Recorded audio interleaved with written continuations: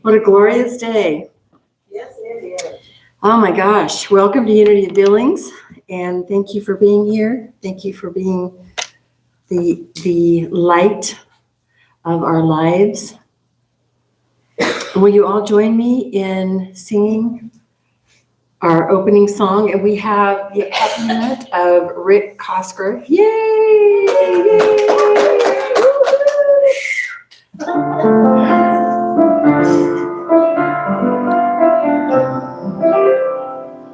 Surely the presence of the Lord is in this place.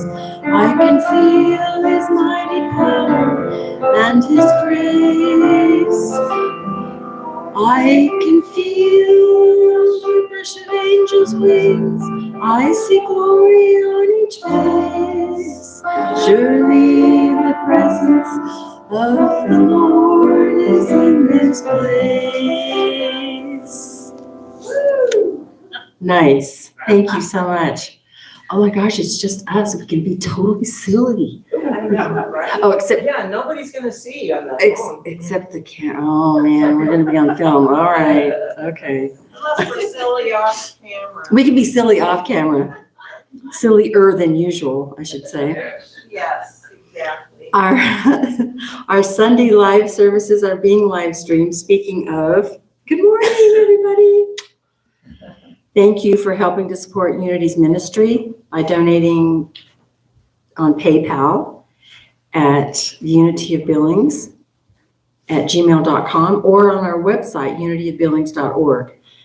Please check out our website. It's ever-changing and becoming more robust.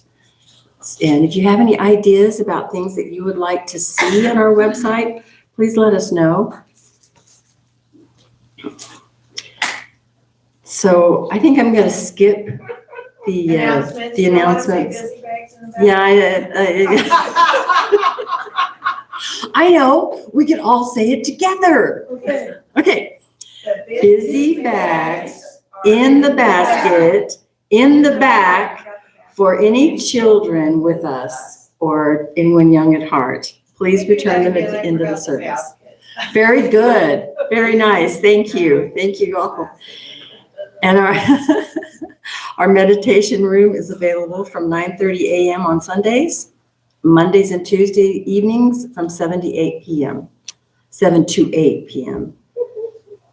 We have our upcoming festival with our beautiful Marcia Reichert, and this is Step Into the Magic. I love the colors. Yeah, It's so beautiful. It is beautiful. Spring is coming. Yes, I'm so happy. Yes, it's just 6 months away. Well, it says November 8th. Spring is coming November 8th. Yay! Anyway, be sure to be here because it's always exciting. She has different speakers, different people. It's wonderful. And it's only $5 admission. Yeah. Which is a fundraiser for us. Yes, it is a fundraiser for us. And so even if you can't stay long, I can't read. stop by. It's November the 8th. Okay. Saturday, November the 8th. Nice. Next Sunday is our friendship potluck. Fantastic and delicious as usual. And I was just downstairs smelling something fabulous.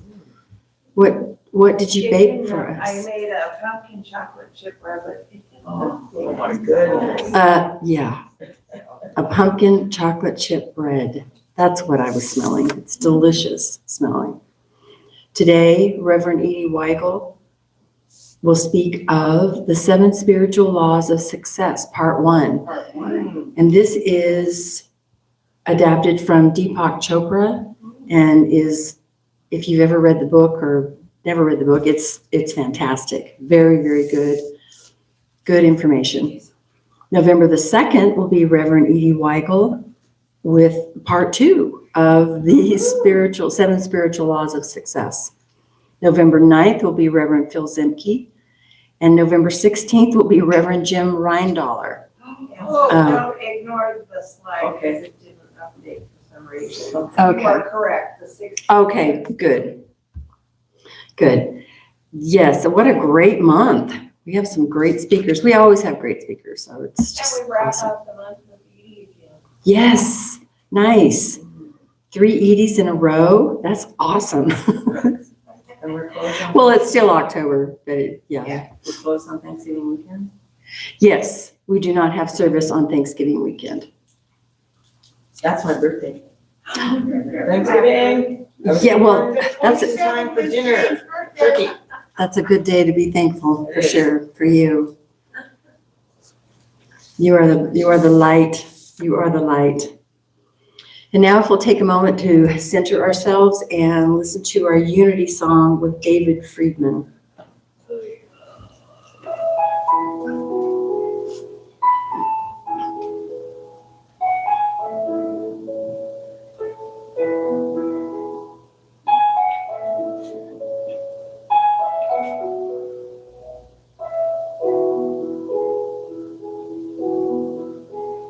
Every prayer is answered, every prayer is heard, every thought and feeling, every spoken word, what your soul has longed for, what your heart can feel, is already here, is already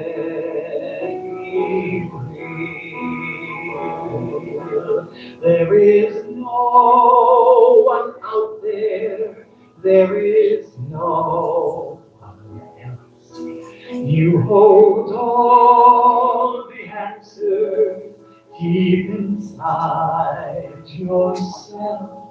There's a voice that whispers, there's no you, no me. There's just one, there's just unity. One power, one presence, one light to lead the way. All loving, all knowing, that answers when you pray. When the world looks dark and your eyes can't see, gather all your troubles, give them all to me. I am always with you. I will always be. I am one. I am unity. We are one. We are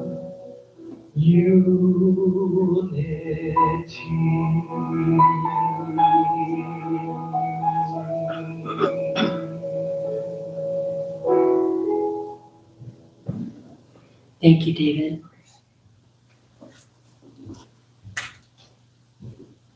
And as I light our unity Christ candle, we are reminded that this is a symbol of the indwelling Christ in all of us at all times, all day, all night, all the time, and within our service today.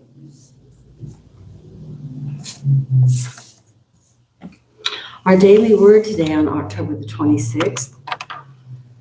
By the way, this is the most incredible day. The light is amazing out there. I was driving down the streets and I just felt a song coming on. It was just like, whoa! It was just beautiful. It's really a beautiful day. And it's Leslie's birthday too, by the way. Oh, nice, nice. That might be right in her name. Beautiful, Leslie. As I discover, I learn and grow. My life is a journey of discovery. Over the years, I may have traveled to other lands, discovering new cultures and landscapes. Through my explorations, I have learned all kinds of things and grown in all kinds of ways. My spiritual life has been a journey of discovery as well. Through my spiritual practice, I have deepened in my understanding of God and of myself as a spiritual being. I have discovered new landscapes within myself as I have communed with God in prayer, and I have changed my life through the power of my thinking. As long as I live, I will find more to discover. Questioning, learning, and growing help me discover the wonders within and all around me. Call to me and I will answer you, and I will tell you great and hidden things that you have not known. Jeremiah 33:3. And now if you'll join me in affirming discover. As I discover, I learn and grow. Thank you. I just took off without you, right? So here we are with a Unity Foundation principle. Will you join me in affirming? There is only one presence and one power in the universe and in my life. God, the good, omnipotent. And our Unity of Billings affirmation.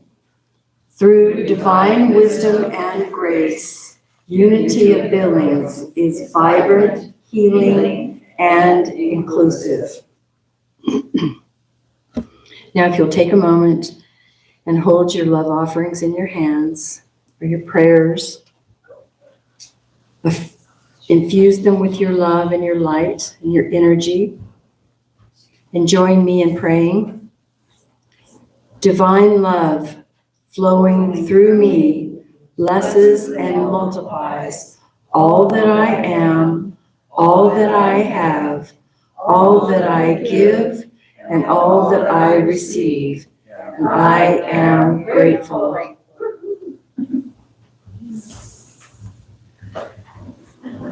We'll have special music with Rick Cosgrove. Thank you, Rick. And Jane. I think Jane's going to sing as well. Yes. And Edie. Oh my gosh. You're going to sing with us too. I'm going to sing too. You can. Yes, that'd be wonderful. Can I? That's the question. Why? Well, come over here and just move your mouth. It'll be fine. Yeah. Oh, okay, all right. Like we do on the stage, you just watermelon. Watermelon. Okay, let's see how this goes. Can we see it? No. Is it one we know? It's 190. 190. Wonderful words of life. He's going to play it through once, and I think it's he's going to play the melody. You're also everybody. This is nice.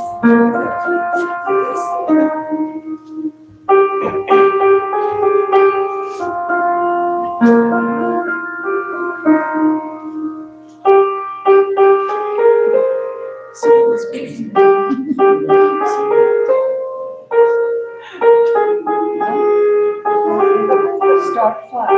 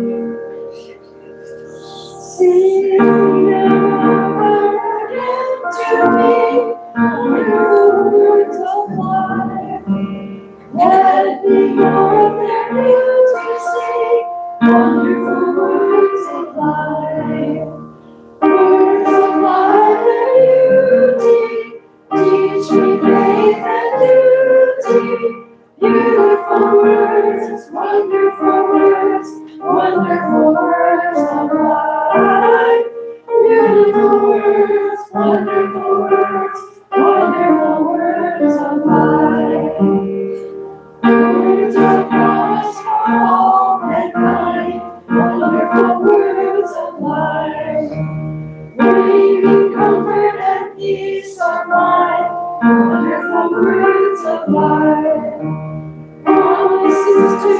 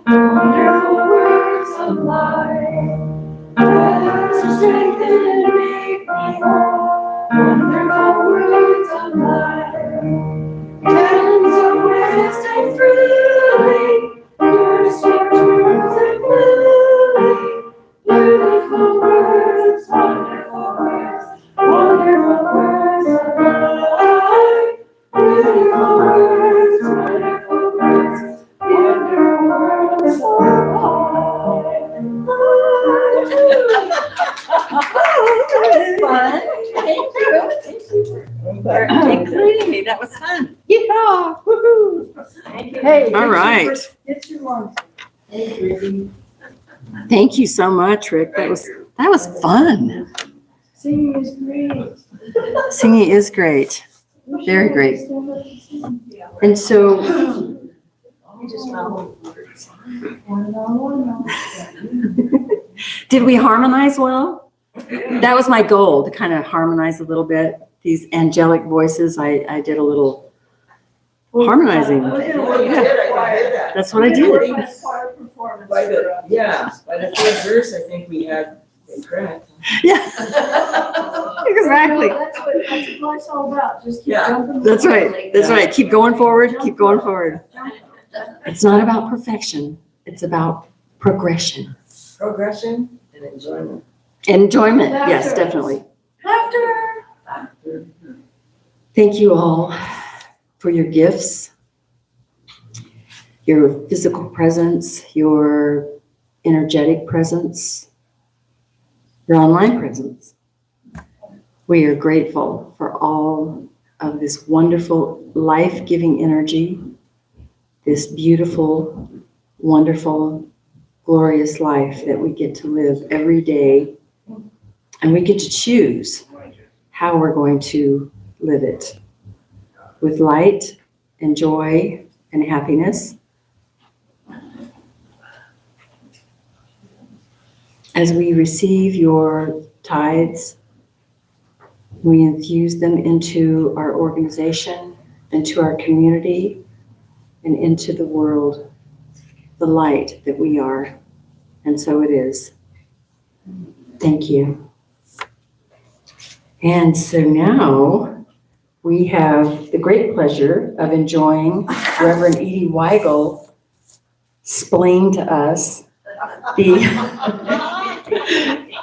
7 spiritual laws of success, part 1. Part one. Nice. There we go. Thank you. God bless you. I guess we're supposed to hug heart to heart. Oh yeah, heart to In heart. honor of Oh, yeah. Mary Ellen. Mary Ellen's not here, but we're still doing it.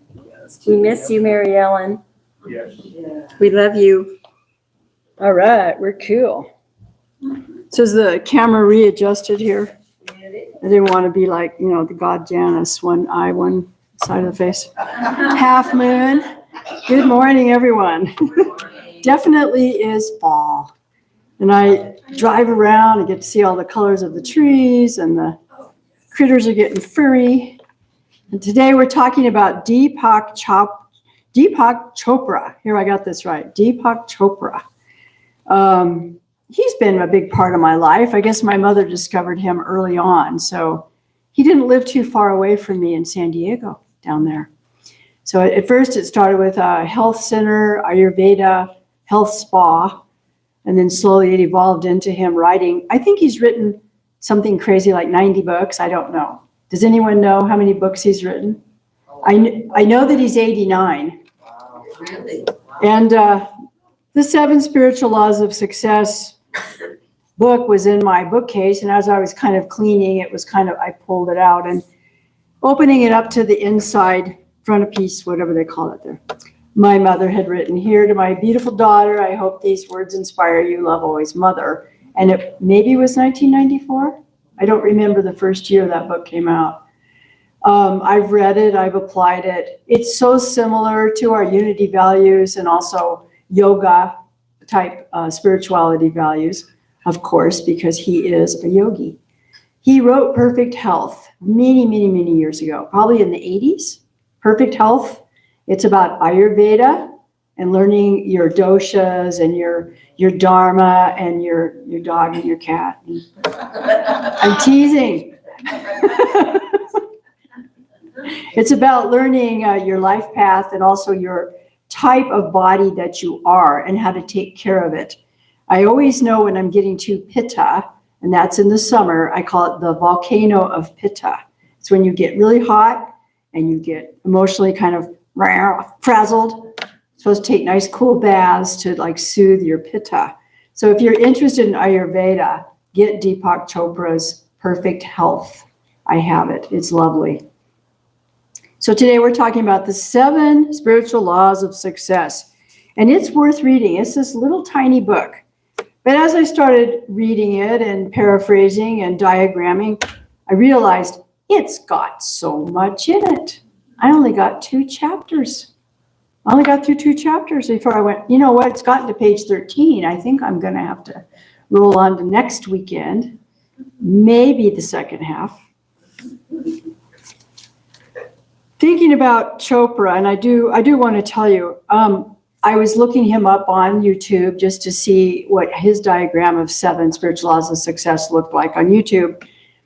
And there was a interview with him just lately about how we actually are able to program AI. Because he's asking it questions like Einstein.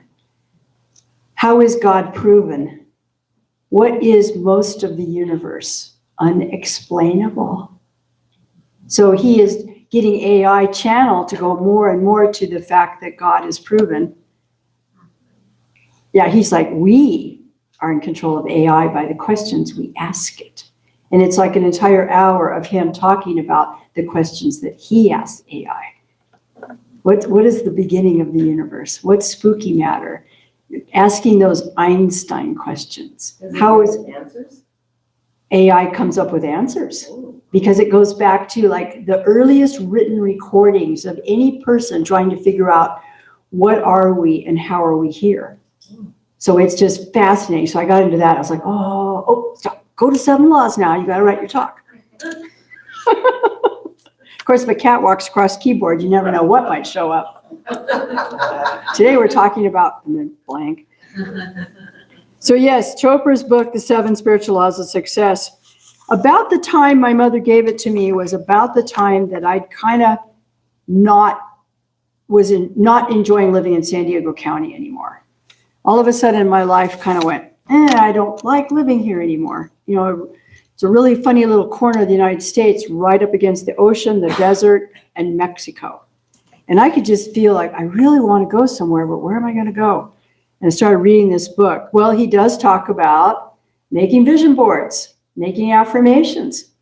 I was thinking, you guys think we should do a vision board class one of these days? Yes. I'm really into it. How I do vision boards is I make little bookmarkers out of them. And I make little 3x5 cards that you turn into your own little personal wisdom deck that you can, and my little personal wisdom deck's about this thick right now. And you chop up magazines and daily words and pictures and you glue both sides. And you even put like a piece of tape so you have a little part that opens up, makes like a little book out of it. So I think we're going to plan for something fun like that as the seasons get colder. Right now the weather's glorious and we've been riding the horses and enjoying being outside. Spring's gonna be here November 8th. Right, November 8th it will be spring. Yes. I don't have to leave this. So yeah, let's plan for something like that. Making maybe a personal 3x5 card deck, you know, like your own little personal wisdom deck. Because sometimes, you know, we do sit and meditate and you've got like a conundrum going on. And that's when I'll dig into, maybe I've got this beautiful spiritual tarot deck I got from Barjan Books that Jim with the bead and the beard told me to buy. I don't know him, he's like, is he a Buddhist priest? Jim Dwyer, yes. Yes, a lovely human being. Was a friend of Ernie's. Yeah, he used to come out to the ranch. Yeah. So dreams and daydreams are the maps of our lives. And here's good old Chopra. I wrote the very first part, I opened it up, and it's an ancient text from the Upanishads. Upanishads? How do you say it? Upanishads. I think I got it. Okay. You are what your deep driving desire is. As your desire is, so is your will. And as your will is, so is your deed. And as your deed is, so is your destiny. So he must have thought that was important because he put that in the very first page. Deepak must have thought that desire is the driving force of manifesting. I have to agree. So you can't manifest something unless you desire it. I mean, I desire plants in my yard that the grasshoppers won't eat. They're junipers. I'll be digging holes and getting some junipers. So I'll explain what the 7 laws are today. I may explain what the chapter headings are, but I'm not explaining all of them. I will expound on each individual law as time allows. And this is why today is called part 1. And next week will be part 2. And who knows, may be forced to expand this to a part 3 because there's a lot in there. It's amazing. It's all good. I love this stuff. Chopra's teaching are the foundation of my younger life. Because my mother, of course, fed us vitamins, and she also fed us metaphysics.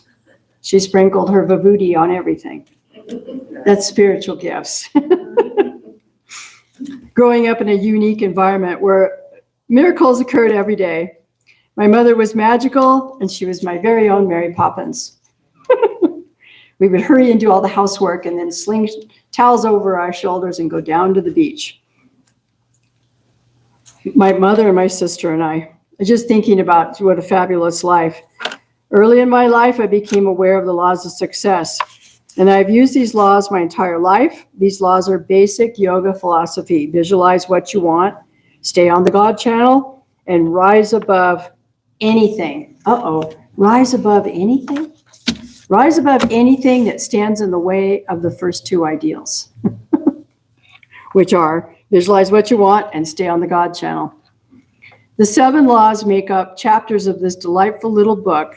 And I really, even if you can't buy the book, dang, you can look it up on YouTube now and they'll read it to you with pretty pictures going by. I mean, life is so interesting now.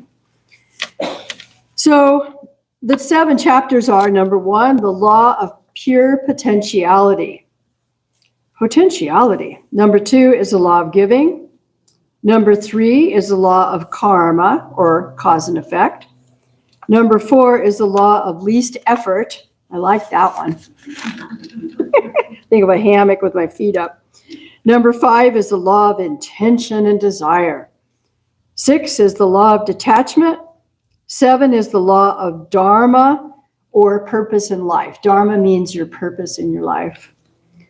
So the first chapter is the law of pure potentiality. I really had to think about how I was going to say that. Pure potentiality, or our cosmic potential.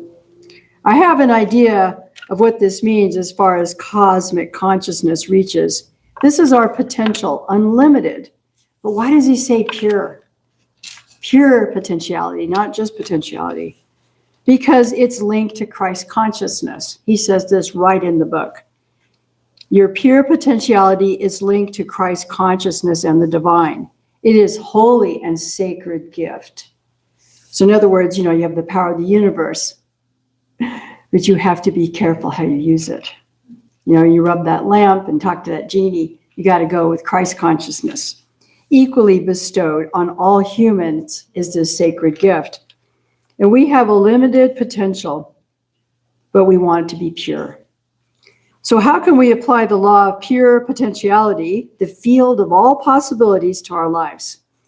If you want to enjoy the benefits of the field of pure potentiality, and if you want to make full use of the creativity which is inherent in pure consciousness, then you have to have access to it. What's the key? Where's the door? One way to access the field is through daily practice of silence. Oh, wow. That's so hard, and yet it's so simple. Silence. Practice silence. Practice meditation and non-judgment. But the best part of it all is spend time in nature. So he's talking about being in nature, and grounding is also that key. Silence. Ugh, and I laugh. The monkey mind chatter, space debris spinning. We're all so judgmental. I am. I'm a judge. I do it as a job. I don't want to be judgmental, but it's part of my life. So we must learn to practice silence and meditation and non-judgment in order to access the field of pure potentiality. And I wrote, ew, because it's a hard thing to do. You know, we get up in the morning and the first thing we want to do is I want to turn on that music. I want to listen to music. But I've just like, I hear the coffee pot. I hear the cat meowing in the basement. I'm drinking my coffee, practicing silence. Practicing silence. Spending time in nature is also part of this gift, and it's access to the qualities inherent in the field: infinite creativity, freedom, and bliss. So pure potentiality, when you have access to this field, it gives you infinite creativity, freedom, and bliss. Bliss. So they say the happier you are, the sure sign it is that you are on the right vibe, the right consciousness, but Mother used to call it the God channel. Simply be. Practicing silence also means making a commitment to take a certain amount of time to simply be. It's perfectly okay to go just sit on the porch for a while and watch some clouds go by and just kind of do nothing. The joy of doing nothing. He wrote the word be in capital letters. Simply be. Simply be, just sitting quietly. Experiencing silence means periodically withdrawing from the activity of speech. It also means periodically withdrawing from watching TV, listening to the radio, or reading a book. I've been trying ever since I was writing this. I'm like, okay, I'm going to really try this because I didn't really remember this law. You know, it's the first part of the book, and the rest of the book's a little more exciting. I didn't really remember this till I started diagramming it, and I went, ooh, no wonder my mother gave it to me.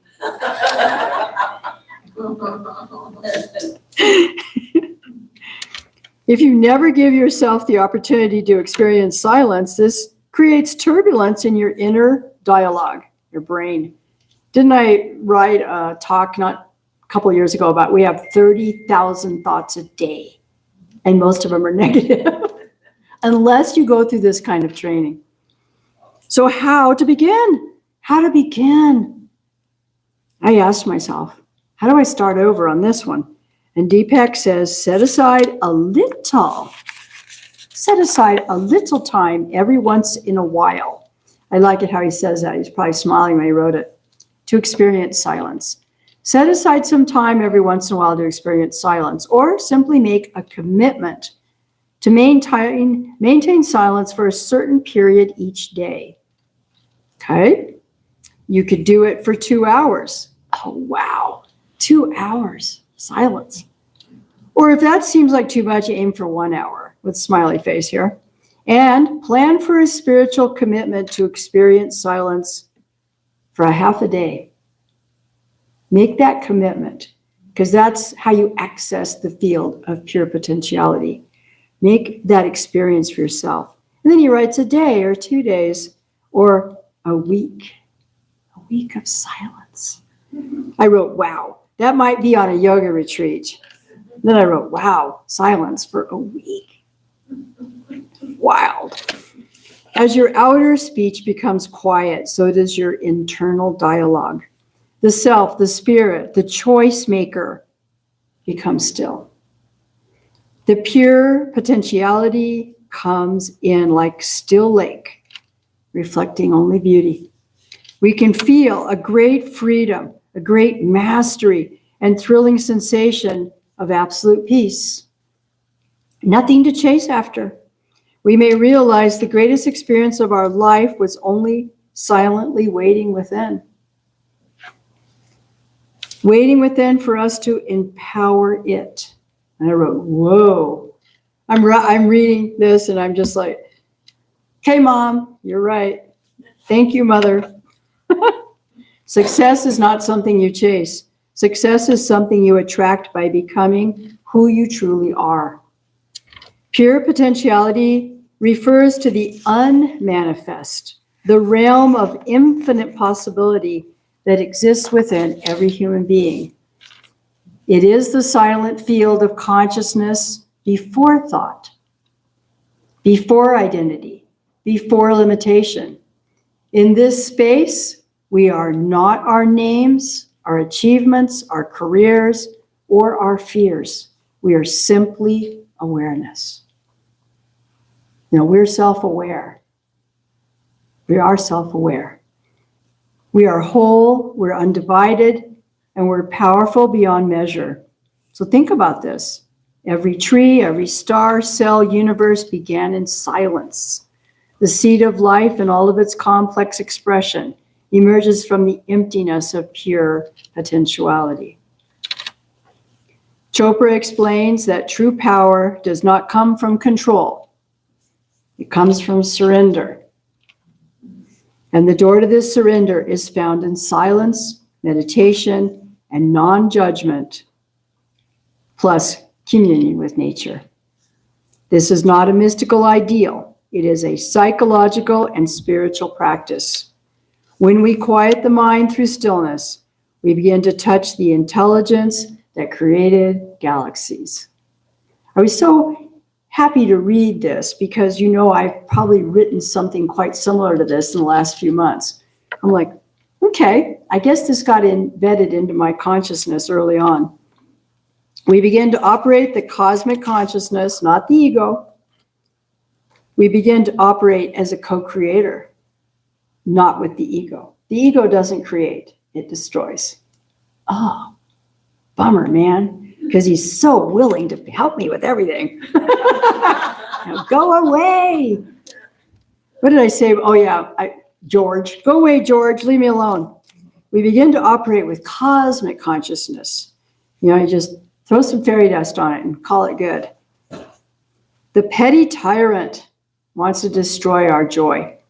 Anytime you feel that feeling, you're like, you know what? I do not need your help today. God's in control. We are expanded spirits. We're ever free and ever flowing and creative when we choose to listen to our higher self. So experiment with spending time each day in silence. I love to get in my truck and turn on that radio. I just found a Rolling Stones CD that Ernie had, and I've been listening to it. I turned it off, drove in silence. I said, I love you, Ernie. I love you, God. I'm going to spend time in some silence. So I've been enjoying that morning coffee without the TV, the Sirius XM radio, the spa, they play the new age music. Love that. But I've been waiting and spending a little time, just me and the coffee looking out the window. Spend that few moments just sitting quietly and watch the sun come up while maybe kittens are zooming around my feet. It's such a treasure and a gift. I've just spiritually been dedicating that beginning of the day in silence, before the fun show begins. Spend time in silence. Try driving the car with no radio. It's strange to do so. You're allowed to sing to yourself, though, if you want. I made up that rule. You can sing out loud to yourself if you want. Meditate and observe your thoughts. Observe your thoughts, but do not become them. And practice non-judgment, not only of others, but most of all, not of yourself. Do not judge yourself. Let your mind become still. No need to judge or label experiences. Let your higher mind speak to you. Become unattached to outcomes. Just flow like a river. No need to strive, no need for anger or fear. The life of living with pure potentiality is not measured by accumulation, but by awareness. We can become very aware. And it's free. It's our brain. Everything that we are starts in the brain, our awareness. And it costs nothing.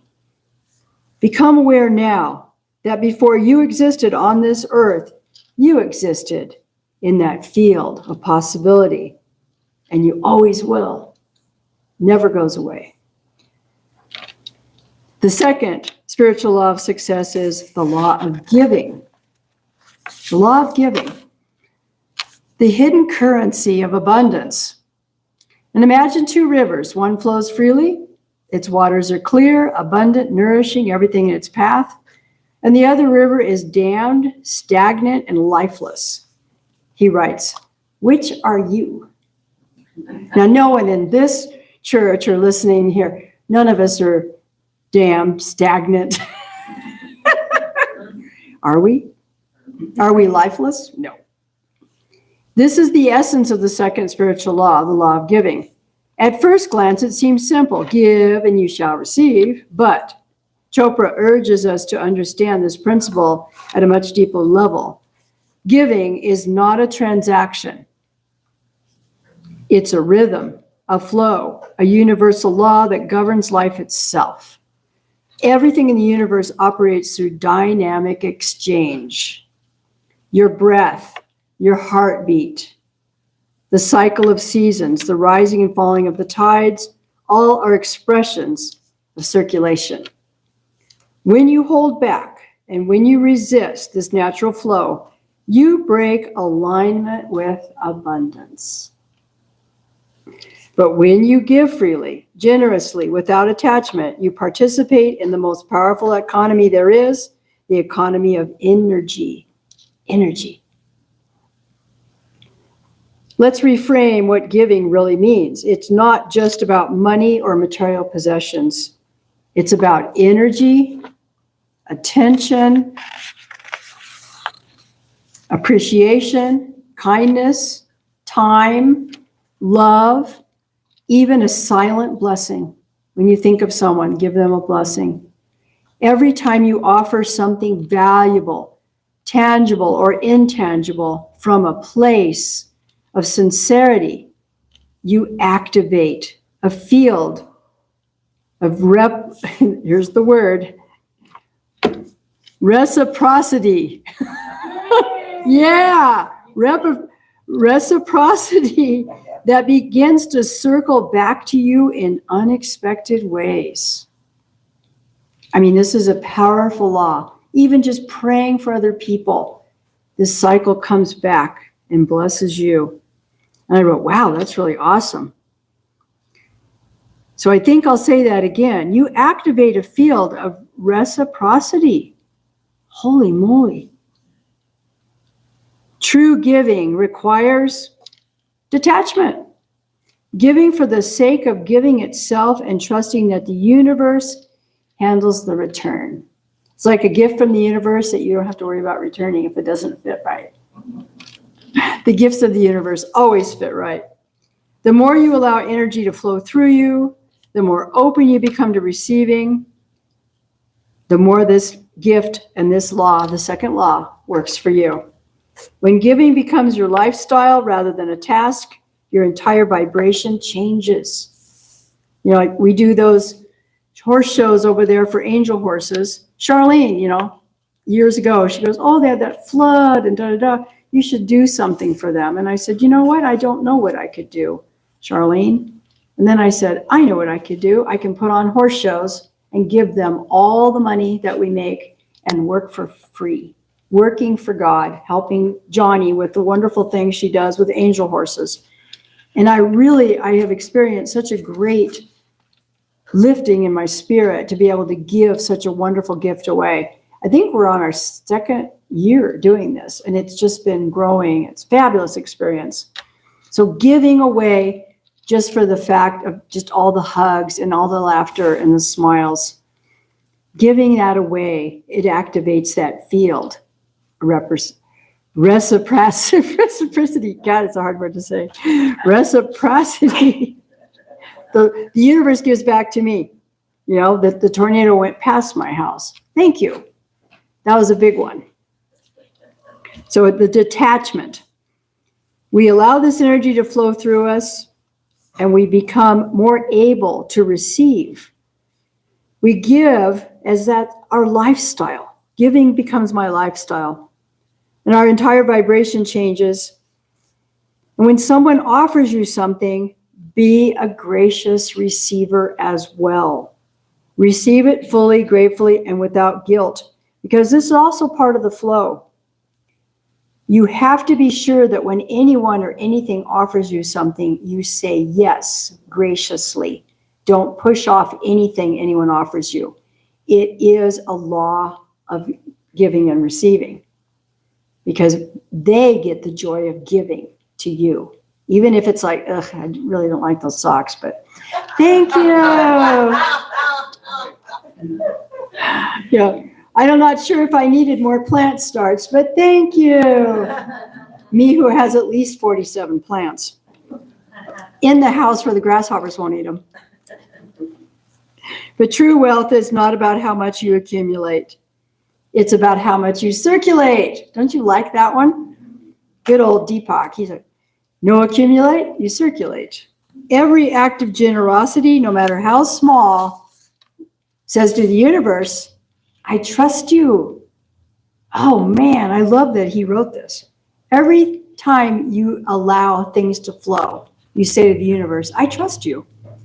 I believe in the flow. I choose abundance. So give unconditionally. Give your time, your attention, your love, your prayers, until giving becomes not something you do, but who you are. Yeah, you know this. Who you are. In this shift, a quiet transformation begins, and you become the source. You become the generator of abundance, and that is the true power of the law of giving. Wow. I was like, Deepak, you're so cool. Deepak for president, man. Yes. And he is actually reprogramming AI. He has hundreds of people asking it questions, Einsteinian questions. What's spooky matter? What's dark matter? 97% of the universe is unexplainable scientifically. And he says the more we ask AI all these questions, the more the deeper the channel goes to the answer. God is provable. You can call God by any name. It's still a rose, right? A rose by any name is still a rose. God is the power that created the universe. So today we're just reviewing chapters 1 and 2. Such rich material. But timeless wisdom of how it works. You know, I thank my mother for handing me all this stuff because my feet were firmly set on a spiritual path, even though it was that mother-daughter thing. Mother, don't tell me how to om, you know. Don't tell me how. Mother, don't tell me how to om. I'm going to om my own way. Om Shanti. Let's have just a mini meditation to kind of soak up some of this lovely wisdom before we close for the day. We take our little posture for our meditation because we're letting the bioenergetic energy flow through the body. So we sit up straight and we put our feet flat on the floor and we close our eyes. And you can put your hands just upright on your upper thighs. Take that big, deep breath. So today we have heard some timeless wisdom, incredibly moving wisdom. We are dwellers in divine love. We feel a mighty pulsation of love from the center of our being. This pulsation of love from the center of our being is radiating outward. We claim that we are love expressing as a human being, love expressing as the spirit within. We feel the love of God in all of our daily affairs. We trust the universe. We are surrounded with love and support, and we feel the harmony of cosmic consciousness. We are divinely guided in everything we do. We ask to be guided.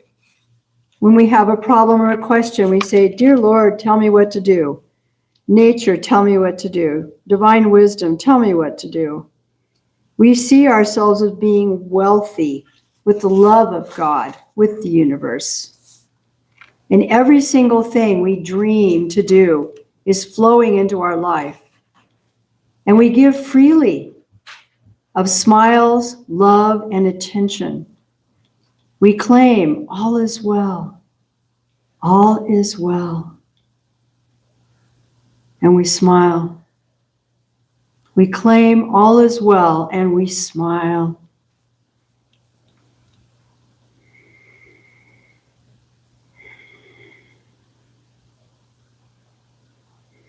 We'll slowly stretch, and we open our eyes.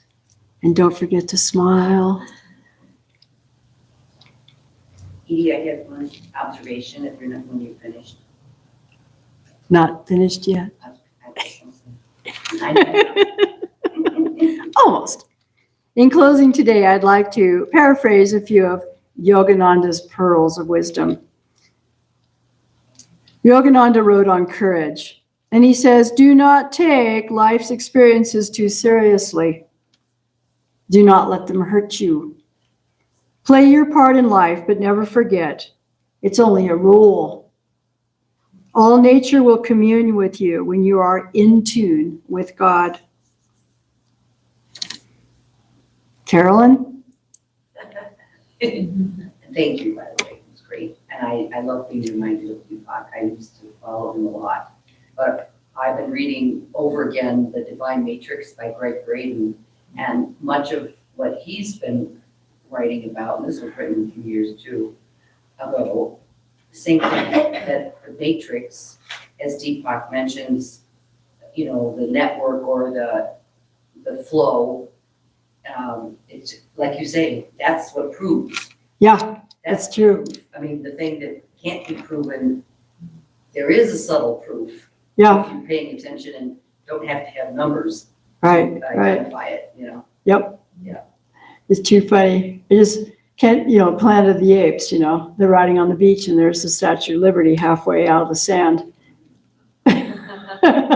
Who knows? Let's stand for the benediction blessing. As we'll stand and do some yoga. Woohoo! Oh, right here, right now, we claim our pure potentiality. We claim our understanding of the law of giving. As we understand and apply these laws, we also are thankful for every blessing as they flow through our lives. Today and every day, we create our reality as we control our thoughts. Namaste. Yay! I'm a cheerleader for God. My mother used to say that.